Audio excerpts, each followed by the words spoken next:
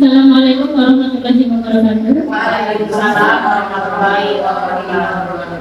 Allahumma shalli ala Muhammad wa ala ali Muhammad.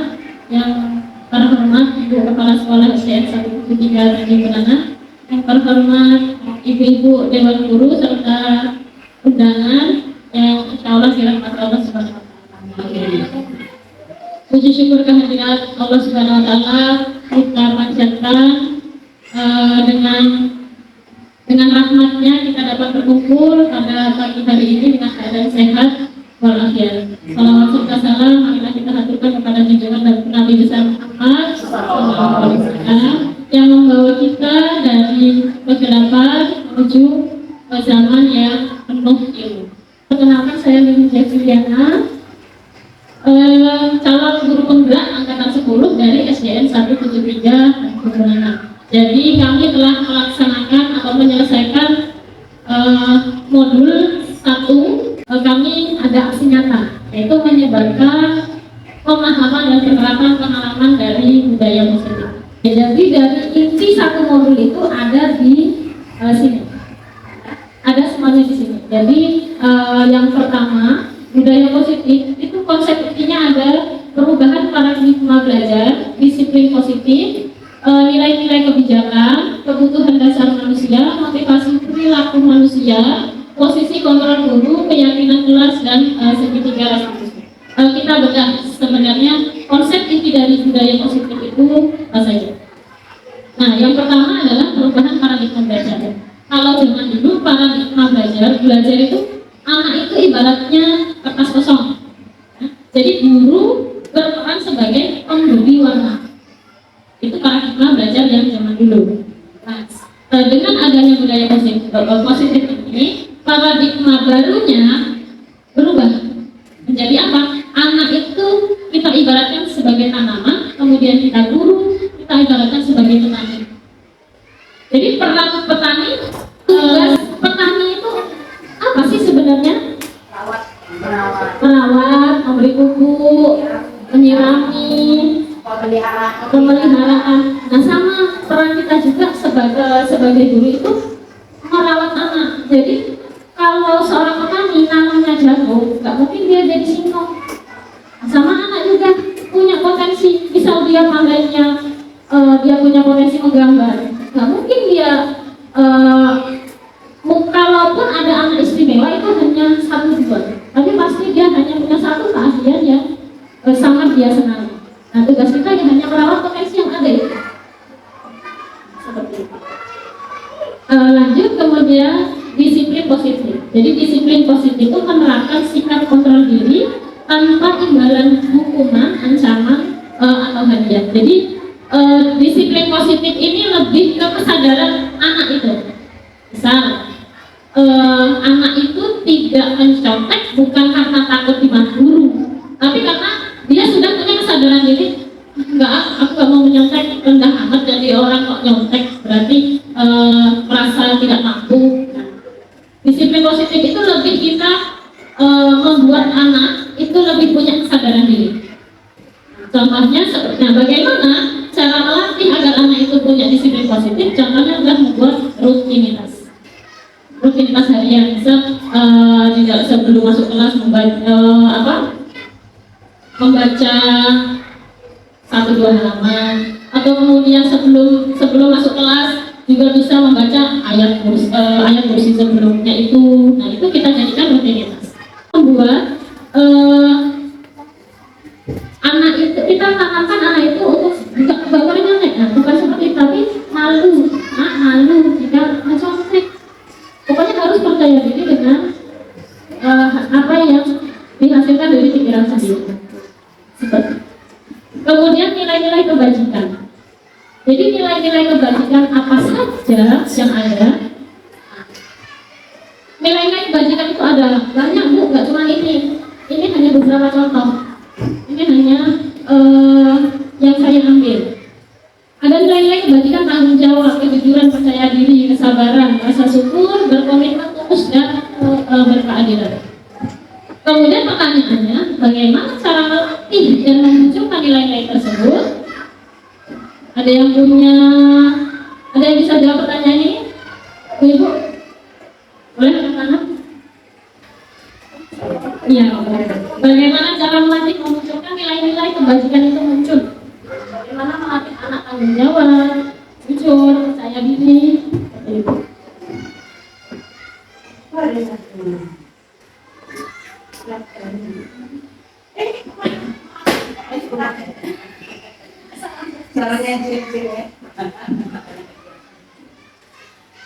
Terima kasih kepada Bu Dewi yang memberikan kesempatan kepada saya. Izin Ibu Kepala Sekolah dan Ibu yang lain. Bagaimana cara guru melatih atau memunculkan nilai-nilai tanggung jawab, kejujuran, percaya diri, kesabaran, rasa syukur, berkomitmen, tulus dan adil. Pertama, anak baru masuk itu setiap hari kita membiasakan mengambil sampah 5 detik untuk kebersihan lingkungan. Terus bel masuk, kita bariskan anak-anak di depan kelas, disiapkan baris yang rapi, itu sudah masuk tanggung jawab juga, rasa syukur, bersalaman. Pak, kita buat seperti Bu Hanif itu telah membuatkan lambang simbol di depan pintu, anak maunya apa? Nah itu kan berkomitmen dilakukan oleh guru dan siswa.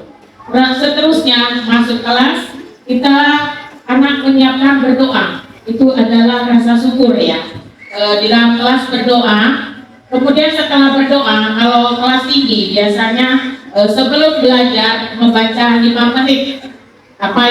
Tema yang diajarkan, mereka membaca buku dulu 5 menit. Kemudian bisa juga dengan cara lain menghafal perkalian. Ya, umpamanya hari ini perkalian 7 atau selanjutnya. Itu yang dapat saya sampaikan. Terima kasih. Assalamualaikum warahmatullahi wabarakatuh.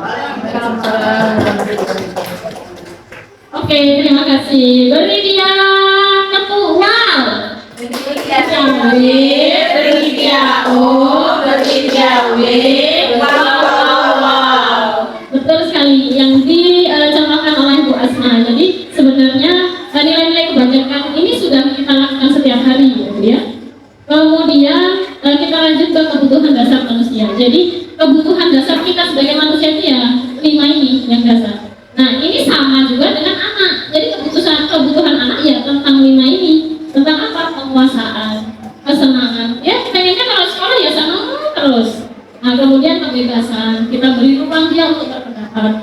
Kemudian kasih sayang, rasa diterima, dan akhirnya dengan semua itu dia bisa bertahan hidup atau tidak bertahan untuk sekolah terus, nah tidak putus sekolah seperti itu. Jadi perilaku manusia itu didasarkan atas 3 tipe ini. Nah, yang pertama gampang menghindari ketidaknyamanan atau hukuman. Ada anak yang dia berangkat sekolah itu takut karena nanti ditegur guru, ada yang takut dimarahin bapaknya, mamanya dan lain sebagainya. Nah itu ini adalah dia berarti masih tipe pertama, takut akan hukuman. Tipe yang kedua untuk mendapatkan imbalan atau penghargaan.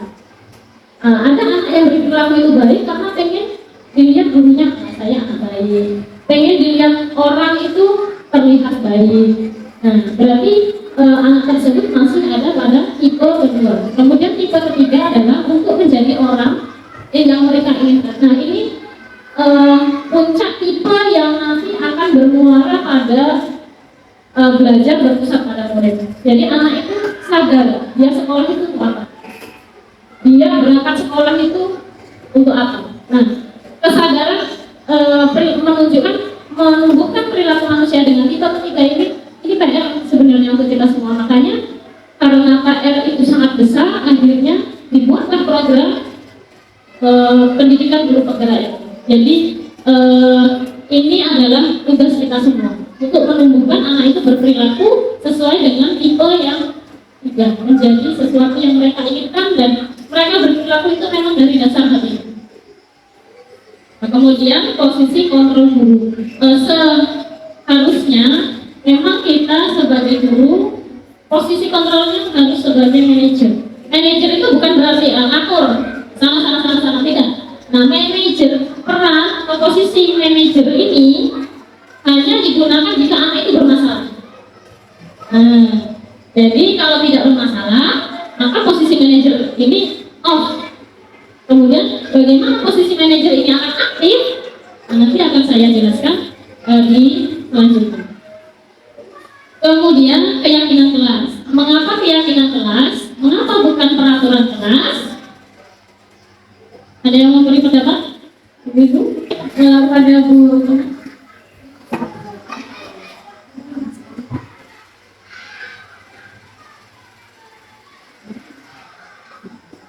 Mengapa keyakinan kelas? Mengapa bukan peraturan kelas? Keyakinan kelas dibuat agar murid itu termotivasi secara intrinsik untuk membentuk disiplin positif. Kalau peraturan kelas biasanya dibuat oleh guru tanpa persetujuan murid sehingga pelanggaran-pelanggarannya akan lebih mudah muncul dan bermuara belajar berpusat pada murid. Jadi kalau yang peraturan kelas sifatnya itu tanpa musyawarah, mungkin seperti itu kira-kira. Kalau yang keyakinan kelas dibuat agar murid itu termotivasi. Intinya isinya di keyakinan kelas itu ada kata-kata yang bisa memotivasi murid untuk dia lebih giat lagi belajar. Itu yang keyakinan kelas. Tapi kalau peraturan kelas di sini kita lihat adalah gurunya menentukan sendiri tanpa murid diajak duduk bersama mendapatkan kesepakatan bersama. Mungkin cuma itu Ibu Cenitri. Terima kasih. Betul sekali yang disampaikan oleh Bu Nina. Beri tepuk apresiasi. Mantap. Mantap. Caca. Benar, jadi kenapa keyakinan kelas bukan peraturan kelas? Kalau peraturan kelas biasa kita yang bikin. Ya, selama ini memang sebelum saya ikut kepada program ini juga saya membuat peraturan kelas. Akhirnya apa? Ya memang banyak pelanggaran-pelanggaran itu yang malah justru jadi nambah. Semakin dilarang anak itu malah semakin banyak kasusnya, semakin dilakukan. Nah, keyakinan kelas itu lebih kita melibatkan anak. Kelas ini pengen seperti apa? Misal kelas ini pengen bersih, berarti kita bikin keyakinan kelas. Nah, seperti apa kata-kata yang pas untuk anak itu bisa diterima? Kira-kira seperti itu. Bisa terbaca ya Bu? Misal kalau biasanya ada jadwal tiket, nah biar anak itu setiap hari tiket, maka keyakinan kelas yang bisa kita buat itu bekerja sama menjaga kebersihan kelas. Kemudian untuk biar tidak saling membuli, pukulan, berantem dan lain sebagainya, kita tuliskan saling peduli, menghargai dan membantu sama lain. Nah, keyakinan kelas ini baiknya itu dibuat besar, boleh memakai karton atau boleh dengan yang seperti ini, agar nanti waktu terjadi pelanggaran atau anak itu lupa dengan keyakinan kelas dia sendiri, kita bisa mengingatkan lewat poster yang kita buat itu. Ini hanya contoh, kita bisa bikin lebih banyak keyakinan kelas sesuai dengan kesepakatan kita dengan murid. Jadi setiap kelas nanti akan berbeda-beda, tidak harus seperti ini. Ini hanya contoh. Oke, lanjut. Kemudian, nah ini ada pertanyaan, bagaimana cara menangani anak yang masih melanggar keyakinan kelas tadi? Nah, di sini adalah akhirnya peran guru sebagai manajer itu aktif dengan menggunakan segitiga restitusi. Ya. Yang pertama, ini langkah pertama. Jadi segitiga restitusi ini digunakan jika anak itu melanggar. Sebenarnya di sekolah kita, di kelas saya sendiri itu banyak. Nah, karena belum dulu ya Bu ya, belum memahami apa itu segitiga restitusi dan cara menangani anak itu melanggar keyakinan kelas tadi, saya juga dulu lebih ke marah-marah. Memang ya karena kita belum mengerti. Nah sekarang kita sudah dikasih ilmu itu, maka menangani anak yang melanggar keyakinan kelas tadi, kita menggunakan langkah-langkah segitiga restitusi. Yang pertama adalah menstabilkan identitas. Nanti akan ada contohnya. Kemudian validasi tindakan yang salah. Kemudian yang terakhir adalah restitusi. Jadi menstabilkan identitas itu kita mengakui bahwa manusia itu tidak ada yang sempurna. Manusia pernah ada berbuat salah. Jadi menstabilkan identitas itu kita turunkan kepada hakikat kita sebagai manusia. Nah, kemudian validasi tindakan yang salah ini kita menanyakan lagi sama anak. Kira-kira tindakan kamu ini benar nggak? Nah, nanti dia akan nalar sendiri, dia akan menjawab benar atau salah. Nah, kemudian lanjut ke yang restitusi. Seperti ini.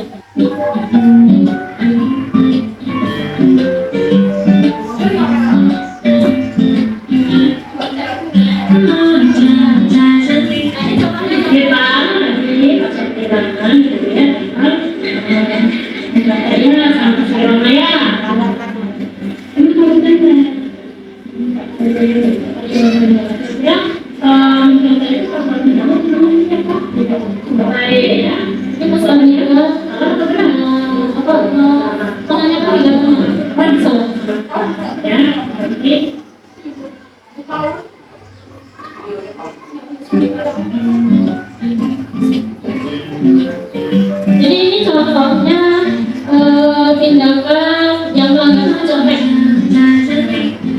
Kita ini tindakan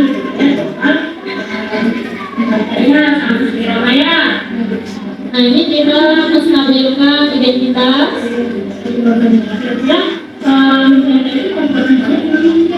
Nah yang ini memvalidasi tindakan yang salah. Kita menanyakan pada anak, maka tidak akan ya. Jadi kita ada kesempatan untuk ya kalau memberikan kesempatan pada anak, walaupun salah, itu masih bisa diperbaiki. Ini untuk memperbaiki kesalahan kita. Nah, yang ini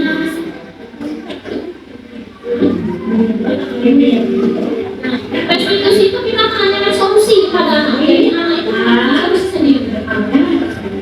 Ya.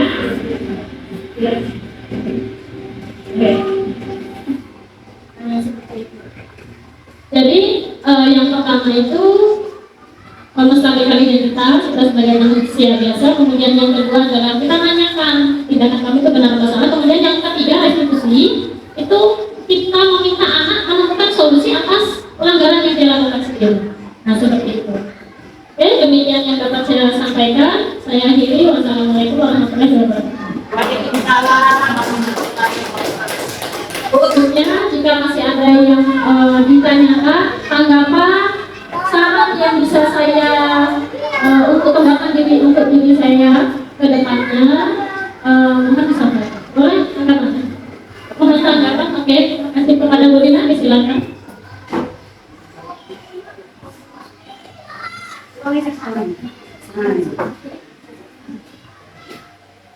Terima kasih kepada Ibu Elvina Perdana telah menyampaikan materi CDP Angkatan 10. Di sini saya tidak menyampaikan hal yang tidak paham. Insya Allah paham ya Ibu. Tetapi di sini saya sedikit memberi saran kepada Ibu Ibu ataupun masukan untuk ke depannya. Apa yang kita pelajari hari ini, mari kita keroyok Ibu Sati untuk tahun ajaran baru Ibu Kepala. Kita mulai bekerja untuk satu, menempelkan keyakinan keras. Kita buat mungkin bisa kita buat secara bersama-sama Ibu-ibu. Kalau kita sistem keroyokan kan cepat. Terus di materi yang Ibu sampaikan itu banyak ada komitmen tadi ya, di bagian apa tadi Ibu ada kejujuran, Ibu ini ada tanggung jawab. Nah komitmen yang kita pegang beberapa bulan atau satu tahun pembelajaran itu, maaf Ibu swasta untuk pojok baca aku. Nah di sini ada penerapan komitmen. Mari kita berkomitmen lagi Ibu kelas mana? Kita hidupkan kembali pojok baca kita. Kalau untuk tanggung jawab, alhamdulillah beberapa hari ataupun semester anak-anak sudah mulai terlatih ya Ibu Guru. Dan ke depannya mari kita perlukan bersama-sama. Terima kasih banyak Ibu-ibu telah banyak menyampaikan ilmu kepada kami sehingga sekolah kita bisa lebih mudah. Terima kasih. Terima kasih kepada Bu Lina. Beri aplaus untuk Bu Lina. Terima kasih atas masukannya. Ini adalah tugas kita semua, tidak saya atau Ibu, tapi kita mungkin ada lagi dari Bu Kepala. Ada Asma? Terima kasih Ibu Lili. Materi hari ini yang sangat luar biasa Ibu, khususnya kami sebagai guru selama ini tidak diterapkan sebagai guru penggerak. Apalagi saya di dalam kelas kan banyak masalah kita hadapi di dalam kelas. Ya, apalagi anak yang tidak buat PR, yang tidak buat buku. Jadi saya terinspirasi banyak belajar dari Bu Lilin, walaupun kami sudah 28 tahun di Lilin, tapi masih zaman tumbuh dulu. Anak apa kalau nggak bisa suruh keluar, suruh mengerjakan PR di luar. Ternyata terima kasih banyak, luar biasa pembelajaran bagi saya bahwa untuk memberi, tidak lagi kita memberi dukungan kepada anak, tapi kami bisa menerapkan apa yang Bu Lilin contohkan. Sekali lagi terima kasih banyak. Saya pribadi bersyukur adanya Bu Lilin sebagai guru penggerak untuk kemajuan SD 173 dan guru anak yang kita cintai. Terima kasih. Terima kasih atas tanggapannya dan komentarnya Bu Asma. Alhamdulillah saya diberikan kesempatan. Jadi sedikit ilmu ini memang harus saya sebarkan biar tidak berhenti. Anak-anak boleh bersekolah sekolah?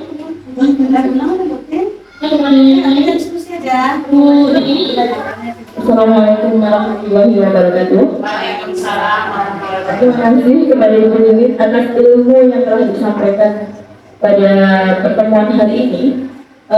Saya ini tertarik dengan perubahan paradigma belajar. Ada paradigma lama kan mengatakan bahwa siswa itu sebagai kertas, kita yang menuliskan di situ. Nah, yang paradigma baru, siswa itu ibaratkan sebagai tanaman dan kita sebagai petani, guru sebagai petani. Kita merawat, kita rawat dia, kita tumbuhkan dia sesuai dengan bakat dan minat. Ini ya Bu, di lapangan itu kayaknya kok susah, sulit. Apalagi banyak kebanyakan susah, sulit. Dan kadang kita ketemu dengan anak yang memiliki emosional yang luar biasa. Kadang kesinggungan kalau dikit tuh, aduh, pokoknya itulah. Gimana itu Bu solusinya? Bagaimana kita cara menyikapi kita di dalam kelas? Terima kasih. Wassalamualaikum warahmatullahi wabarakatuh. Waalaikumsalam.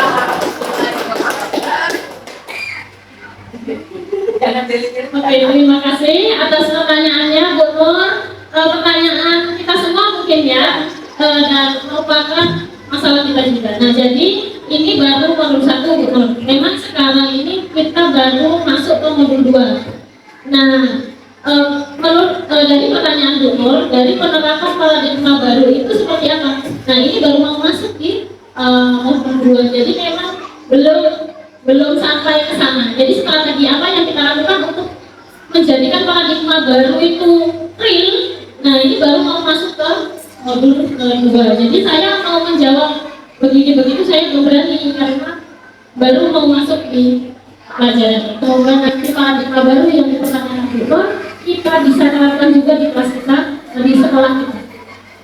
Terima kasih. Assalamualaikum warahmatullahi wabarakatuh. Waalaikumsalam warahmatullahi wabarakatuh. Terima kasih kepada Ibu Lilin dan teman-teman semua yang telah memberikan waktu saya. Sebenarnya ini lebih kepada curhat saya ya dari wali kelas, terutama wali kelas 1 yang ada beberapa siswa saya bermasalah. Sebenarnya bukan dari siswa itu, tapi lebih ke latar belakang rumah, ya. Karena selama ini saya mengajar, terutama dalam hal PR ya, dalam hal PR, mereka mengerjakan, tapi karena tidak ada bimbingan orang tua di rumah, mereka cuma mengerjakan soal tanpa ada isiannya.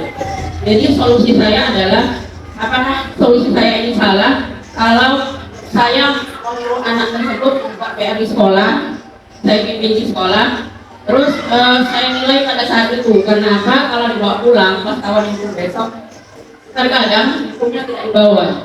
Ya, mohon masukan kepada teman-teman semua, karena itulah cara saya dalam mengatasi hal tersebut. Karena siapanya siapa yang ada di rumah nggak ada. Ibu Nur jadi saksi kalau anak itu tidur nyenyak di dalam kelas, ya. Karena saya tanya juga sama ibu sama kakaknya, karena anak itu karena pengaruh HP tidak terkontrol, tidur sampai jam malam, pagi-pagi malas bangun. Jadi mohon masukannya. Sekian dari saya. Terima kasih. Wassalamualaikum warahmatullahi wabarakatuh. Ya, terima kasih kepada Bu Dewi. Sebenarnya juga banyak kita alami, bahkan saya sendiri juga mengalami itu. Cuman kita kembali lagi ke kurikulum Merdeka akhirnya, Bu ya. Apalagi ini di modul 1 ini nanti pada akhirnya itu kita akan belajar itu berpusat pada murid. Jadi kalau ditarik lagi ke belakang, memang kurikulum Merdeka ini tidak mengajukan untuk PM gitu, seperti itu. Ini secara garis besar dulu yang bisa saya jawab. Nah, kemudian strateginya bagaimana biar anak itu lebih memahami lagi pelajaran yang di sekolah. Kan sebenarnya PR itu lebih ke pendalaman lagi ya Bu ya. Nah, strateginya seperti apa? Nah, itu tadi. Ini kita baru mau masuk ke modul 2. Emang ada cara garis besar itu yang bisa saya jawab. Untuk lebih rinci nanti mungkin bisa ditambahkan oleh Ibu Kepala Sekolah. Pada itu Lagi sekali ya Ibu.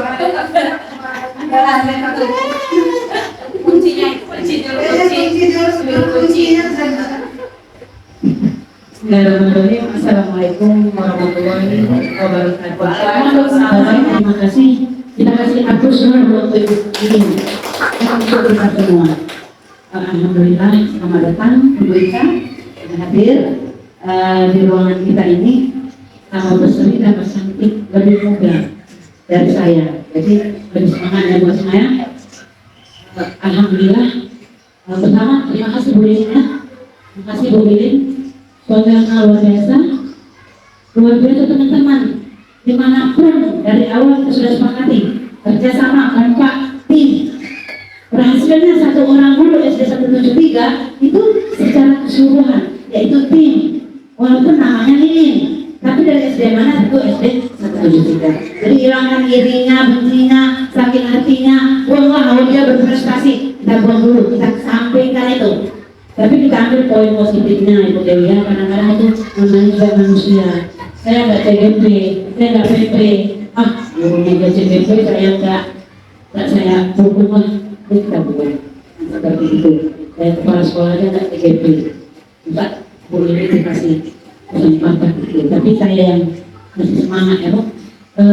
Saya komentar dulu, maaf Bu Irin, supaya semua ada perubahan gitu ya.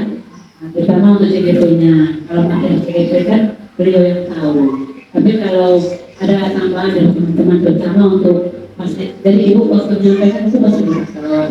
Ini bukan mengkritik, tapi hanya masukan ya Bu ya. Hanya beberapa yang seperti saya, beberapa ini Ibu izin. Tampilnya sudah bagus, powerpoint sudah bagus. Pada penampilan video tadi, isinya sudah bagus. Cuman saran saja. Jadi kalau pas tampilan video sedang berjalan, kita hindari dulu untuk berbicara supaya paham dulu. Jadi audiennya paham, baru nanti kita berasa. Yang pertama kita ini. Kenapa kita ulang atau kita kasih beberapa kepada teman-teman dulu. Jadi nggak menyambung suara tadi. Kita nggak paham ya, bila untung videonya sedikit. Kalau sudah video berjalan 15 menit, kita mulai baru ini nggak nyambung. Itu teknik memfasilitasi. Jadi kalau sedang di video, kita stop dulu untuk memberi pengarahan atau memberi tambahan kata-kata. Itu satu saran ya Bu Lina. Sama juga untuk pendampingan. Ibu ini tidak mesti harus berdiri di situ, mungkin ada pendampingan setiap meja kami ada pendampingan secara individu. Mungkin tidak harus suara keras. Ini kalau Ibu di dalam kelas Ibu yang besar, itu perlu pendampingan secara keras, tapi suara Ibu besar, pelan. Saya tidak mengganggu kelompok lain. Ilmu yang sudah pernah saya dapat seperti itu. Kalau di sini kan kita karena orangnya cuma 8 kan udah satu tempat. Itu saran aja bolehnya untuk fasilitatornya. Kemudian saya banyak ya bolehnya, tapi kita buka sama-sama ya. Ini ada pertanyaan saya sebenarnya, tapi saya mengarah ke pertanyaan dari Ibu Nina, Ibu Dewi, dari Ibu Nur ya. Bagaimana cara mengatasi sesuai yang seperti ini? Kata Bu Nur sulit, susah seperti itu. Nah, kalau menurut saya, kalau kata-kata susah, kata-kata sulit, kata-kata tidak bisa, kita ubah bahasanya supaya jadi enteng di otak gitu kan, supaya ringan, yang kita sebutkan itu ringan, tidak terlalu berat. Kalau ya kita sudah mengalami semua lah Bu, tiap hari itu kita membutuhkan kerjaan kita tiap hari, aduh nggak bisa, ini nggak bisa, dibilang satu kali nggak ngerti, kan bahasa kita setiap hari Bu. Tapi kalau kita katakan sulit, berat, otomatis kita nggak mampu. Tetapi kita ringankan bahasanya, kita coba lagi. Nah, seperti yang pernah saya sampaikan untuk komunitas, apa tuh komunitas, komunitas belajar kita, apapun permasalahan di dalam kelas kita bahas dalam kompel. Ini kita sekalian ya. Kenapa saya selalu nyambung? Karena bunyinya sudah buka juga tadi. Untuk kedepannya buat saya, ini pakar-pakar semua nih Bu Ika. Ini kayaknya bertanya banyak pertanyaan itu sudah hafal itu sebenarnya itu. Ece aja bertanya Bu Nur ini. Ya Bu Nur ya, mungkin bahasanya kita rubah supaya tidak terlalu berat apa yang kita alami. Karena sama-sama kita tahu memang yang berat itu agak sulit berubah. Tapi kita rubah bahasanya. Bahasanya saya coba, mungkin kita cari solusi terbaik ya Dak Bu Nur untuk merubah paradigma tadi. Tidak boleh mukul, tidak boleh keras, tidak boleh secara verbal aja kita tidak boleh, ya kan? Apalagi sudah fisik, ngomong aja kita nggak boleh kasar sama anak guru merdeka. Secara verbal kita menyatakan dia seperti ini, umur saya sudah dilarang kan, apalagi sudah main pukul atau main cubit. Itu ya sama seperti Bu Dewi, itu sama-sama kita cari solusi bagaimana caranya. Sebenarnya ini materi sudah lama ya Bu Dewi tahu, Bu Asma tahu, karena itu sudah dari tamat tempat SD. Ini bukan barang baru bagi kita ya Bu Asma ya, bukan barang baru, dan inilah yang kita pelajari selama ini karena kita lebih dahulu daripada TGP. Jadi bisa kita buka-buka secara lama, memori lama ya Bu Nina, karena Bu Nina Bu Asma juga termasuk fasilitator dulunya. Cuman perbedaannya kurikulum ya, kurikulumnya yang berubah, tapi cara pengajaran dan sebagainya juga Ibu Dewi kita sudah tahu. Itu benar ya, luar biasa benar apa yang Ibu sampaikan tadi. Seperti membuat PR tadi. Nah, sekarang kita cari solusi yang Ibu lakukan, jadikan praktik baik. Sebenarnya Bu Dewi melakukan, saya buat PR di sekolah, ternyata Ibu lakukan 1 bulan, ada perubahan, itu praktik baik.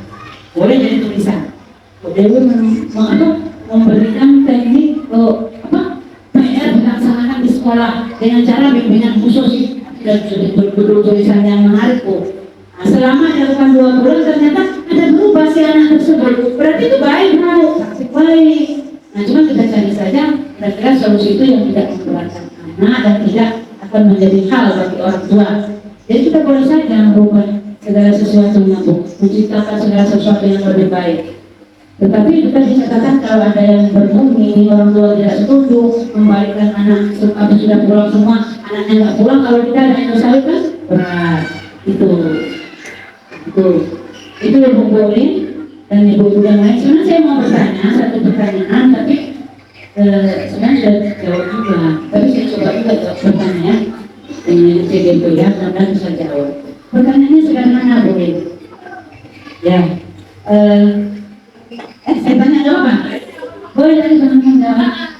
Dalam setiap sekolah kan setiap guru kan memiliki paradigma yang berbeda.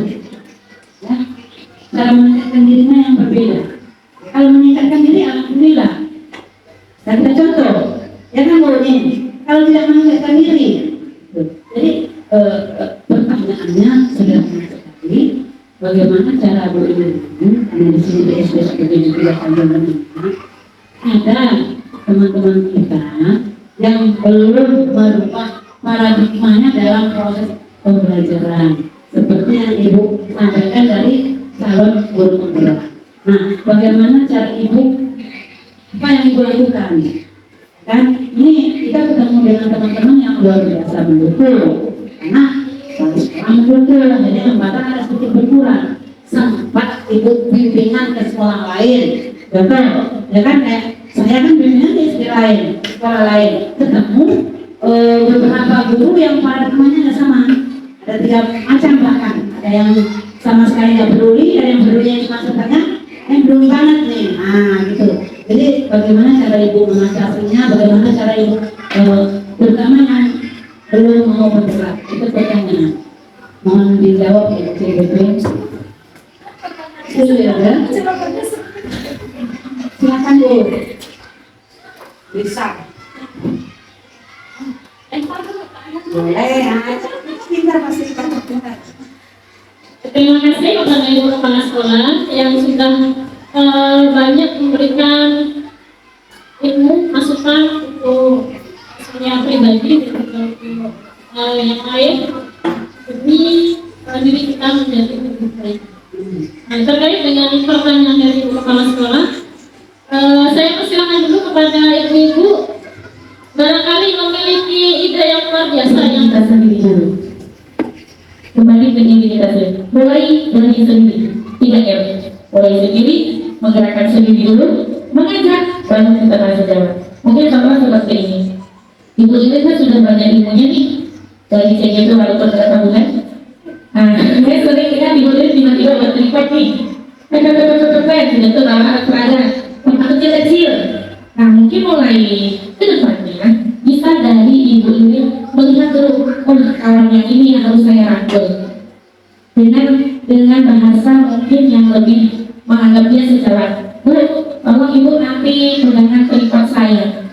Secara tidak langsung ibu Lilik itu mengajari teman yang tadi yang dimaksud oleh ibu kepala sekolah yang agak peduli, maaf Bu Candi, yang sudah peduli atau tidak peduli.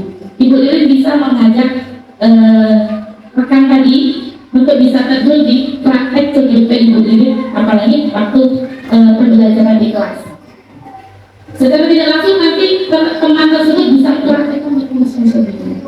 Mungkin seperti itu. Terima kasih. terima kasih pada Bu Tina. Selama berapa bulan Bu?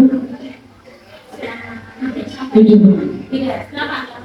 8 bulan. Dari pertemuan banyak. 1 semester. 1,5 semester. Kalau SKS berapa kita? Dari 24 1 semester tambah lagi separuhnya. Mau 32 ya? 2 SKS kalau kuliah dapat lagi 1. Dapat itu untuk ikut PTK ya? 2 tahun. Nah, saya ngobrol. Ya, harapan saya berjawabannya itu sama dengan harapan saya. Ilmu tidak hanya sama Lilin, tapi sama kita. Ilmu itu tidak sia-sia Ibu Lilin meninggalkan kelas. Setiap itu kalau meninggalkan suami, meninggalkan anak, itu tidak sia-sia, menghabiskan dana, menghabiskan duit. Dengan mental yang keluar itu kita punya harus mental belajar. Naik mobil kawan, dengar suara begini, suara begitu, naik mobil tambangan begini begitu, berangkat sendiri tanpa suami, ketemu sopir, ketemu siapa aja dalam mobil itu yang kita alami, karena saya mengalami itu bertahun-tahun. Segala sesuatu bisa terjadi di perjalanan. Jadi 8 bulan jangan sia-sia, jangan sia-sia ada yang melekat dengan teman-teman. Maka saya selama menjadi fasilitator, niat bismillah keluar dari rumah, niat mau menyampaikan materi mereka sampai, tidak sia-sia. Di sekolah saya sampai, guru-guru harus tahu, harus paham, itu kan maunya kita. Jadi yang kita tinggal tidak sia-sia, kita mendapat ilmu, kita menyampaikan ilmu pun tidak sia-sia. Gitu. Jadi buat ini sudah menyampaikan materi dengan kita, bukan hanya tinggal materi saja, tapi ada yang mau kami kerjakan. Kata Bu Nina tadi bahwa apa tuh alat peraga media kita seperti pakai apa kemarin itu semua dan semua punya artikel 1 ya Bu, itu sudah prestasi. Yang kedua, sebelum Ibu mau masuk ke kelas, apa salahnya berdiskusi dengan kami? Bu Nina, saya mau untuk tugas TGP, bahasanya berbeda. Bu, saya tugas TGP, apa sih tugasnya? Guru mengajar, tapi harus pakai ini, kayak gini. Menurut Bu Nina gimana? Ini saya pakai metode yang seperti apa? Kan gitu kan? Akhirnya saya pakai ini gimana? Padahal Ibu ini paling tidak 50%, 60% sudah tahu, karena dia yang mengenal ilmunya. Tetapi ada pengalaman Ibu Tina, pengalaman Ibu Asma, Bu Ade dan sebagainya akan menjadi 100% buat Bu Lilin dan akan membuka wawasan bagi yang lain. Itu kan boleh tuh, karena Ibu membuka diri yang tidak kesombongan. Kita buka diri bukan yang kesombongan loh. Kita seolah belajar dengan teman, tapi semua dapat. Besok dapat. Nah, besok Bu, kalau kira saya minta ada salah satu guru yang dari sini, siapa yang maju? Siapa yang maju yang kelas 3? Sampai kelas 2? Nah, setiap pula bisa. Itu contoh cara merangkul teman-teman. Jadi tidak ada kesombongan ini.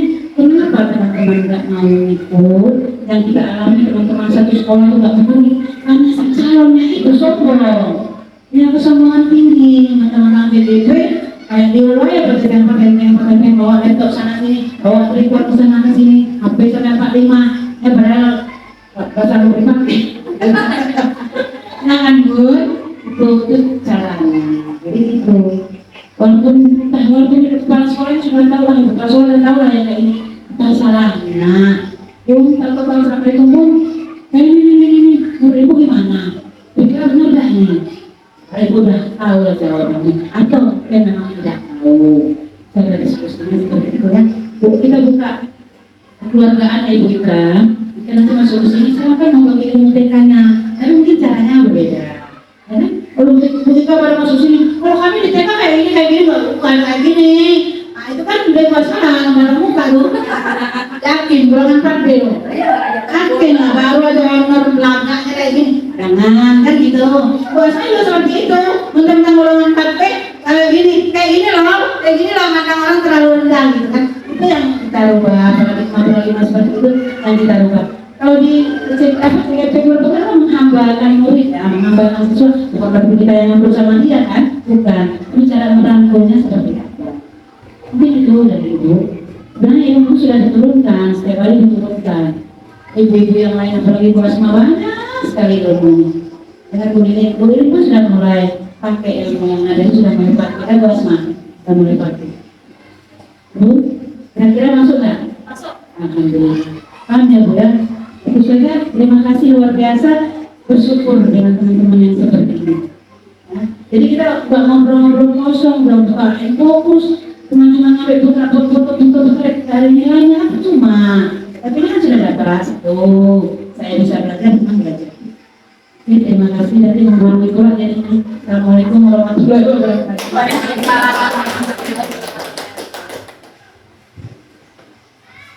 Ini kepada kepala sekolah dan mereka yang banyak akhirnya membuka kepala ya, membuka wawasan saya untuk perbaikannya lebih baik lagi. Karena memang banyak saya menyadari saya ini kurang transparan. Mungkin modelnya apa yang bisa saya lakukan sendiri akan saya lakukan sendiri. Kalau saya memang sudah tidak mampu dilakukan sendiri, baru kita akan melakukan lain. Nah, mungkin yang seperti ini yang harus saya ubah. Nah, paradigma lama yang seperti itu yang ke depan akan saya ubah. Ternyata yang seperti itu tidak cocok. Terima kasih kepada Ibu Kepala Sekolah dan atas masukannya. Saya masukkan dalam otak, saya simpan karena saya akan lupa. Saya akan simpan di belakang ini biar selalu ingat. Kalau nanti saya ada lupa tadi mohon diingat. Ya. Terima kasih. Kita sampai pada penghujung acara. Marilah kita akhiri. Alhamdulillah. Saya akhiri. Wassalamualaikum warahmatullahi wabarakatuh.